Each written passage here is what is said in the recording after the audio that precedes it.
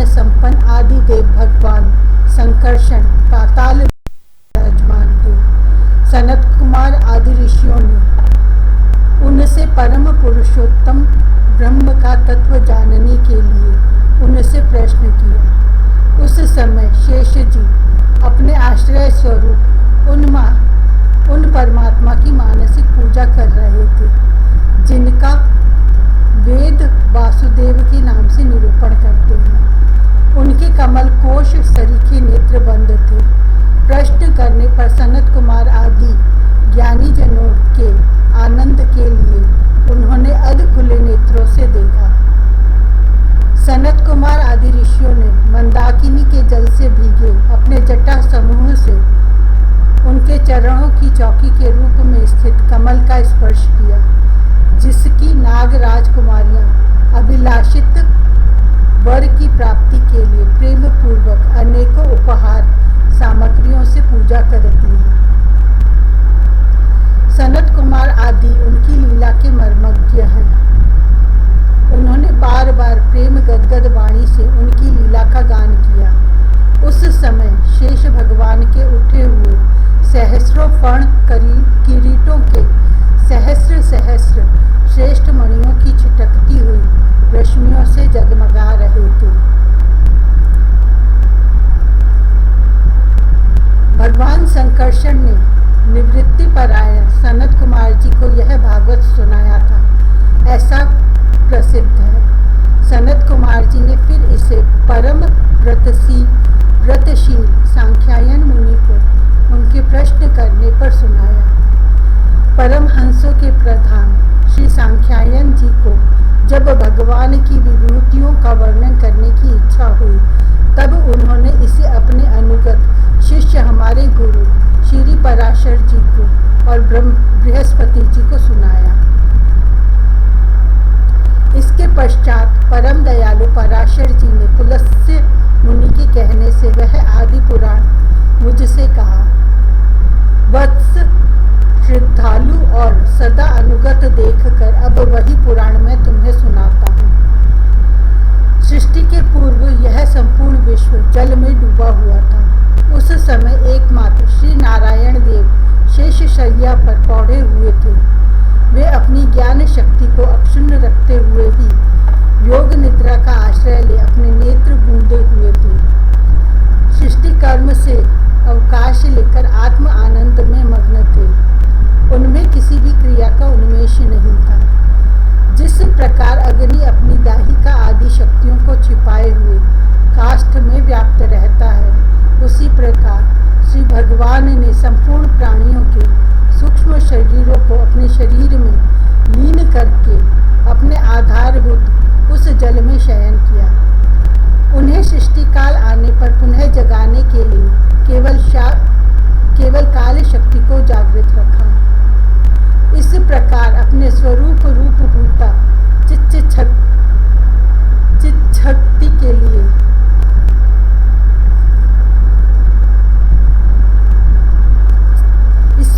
अपनी स्वरूप भूता चित्त शक्ति के साथ एक सहस्र चतुर्युग पर्यंत जल में शयन करने के अनंतर जब उन्हीं के द्वारा नियुक्त उनकी काल उन्हें जीवों के कर्मों को प्रवृत्ति के लिए प्रेरित किया, तब उन्होंने अपने शरीर में लीन हुए अनंत लोक देखे।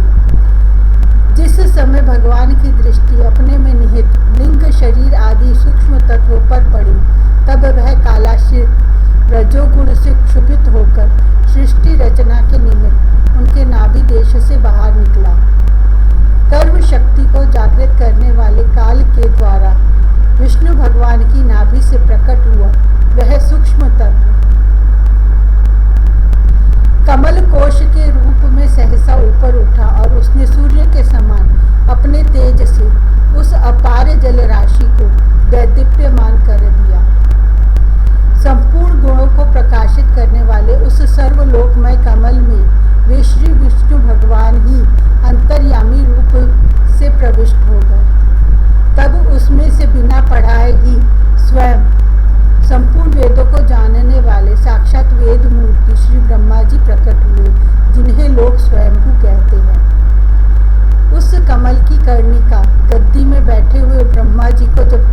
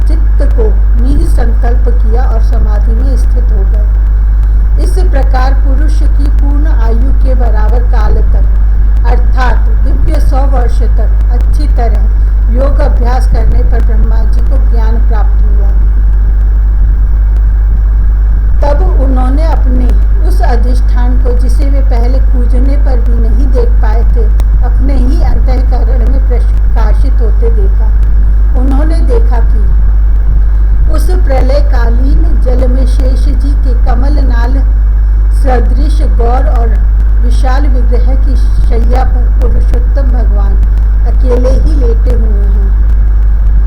शेष जी के 10,000 फण छत्र के समान फैले हुए हैं। उनके मस्तकों पर किरीट शोभायमान है। उनमें जो मणियां जड़ी हुई हैं उनकी कांति से चारों ओर का अंधकार दूर हो गया है। वे अपने श्याम शरीर की आभास से मरकत मणि के पर्वत की शोभा को लज्जित कर रहे हैं।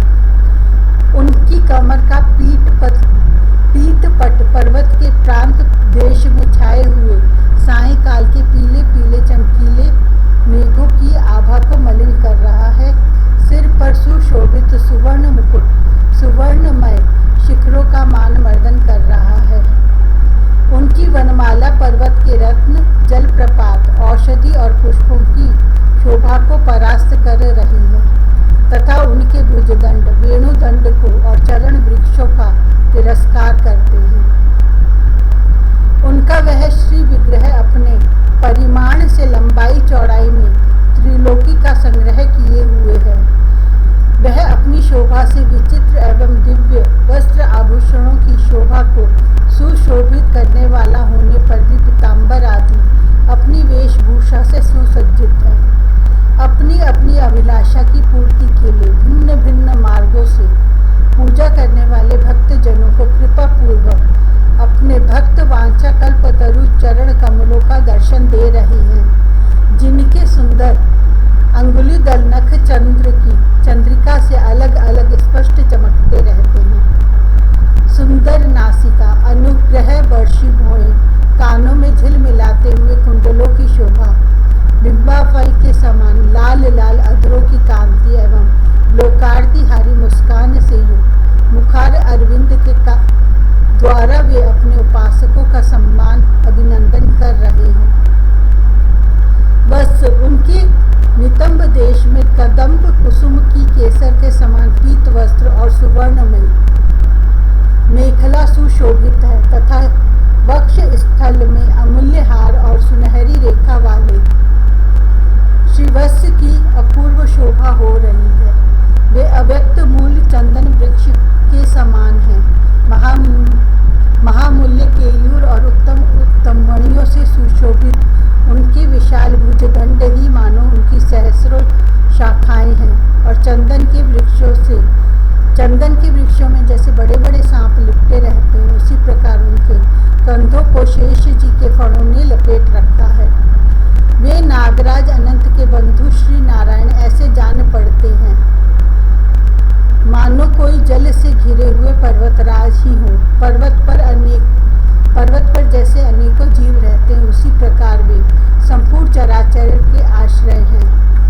शेष जी के फणों पर जो सहस्रों मुकुट हैं, वे ही मानो उस पर्वत के सुवर्ण मंडित शिखर है तथा वक्ष स्थल में विराजमान कौस्तुभ मणि उसके गर्भ से प्रकट हुआ रत्न है। प्रभु के गले में वेद रूपी भौरों से गुंजायमान अपनी कीर्तिमयी वनमाला विराज रही है। सूर्य चंद्र वायु और अग्नि आदि देवताओं की भी आप तक पहुँच नहीं है तथा त्रिभुवन में बेरोक टोक विचरण करने वाले सुदर्शन चक्र आदि आयुध भी प्रभु के आसपास ही घूमते रहते हैं। उनके लिए भी आप अत्यंत दुर्लभ हैं। तब विश्व रचना की इच्छा वाले लोक विधाता ब्रह्मा जी ने भगवान के नाभि सरोवर से प्रकट हुआ वह कमल, जल, आकाश, वायु और अपना शरीर, केवल ये 5 ही पदार्थ देखे। इनके सिवा और कुछ उन्हें दिखाई न दिया। रजोगुण से व्याप्त ब्रह्मा जी प्रजा की रचना करना चाहते थे। जब उन्होंने सृष्टि के कारण रूप केवल ये 5 ही पदार्थ देखे, तब लोक रचना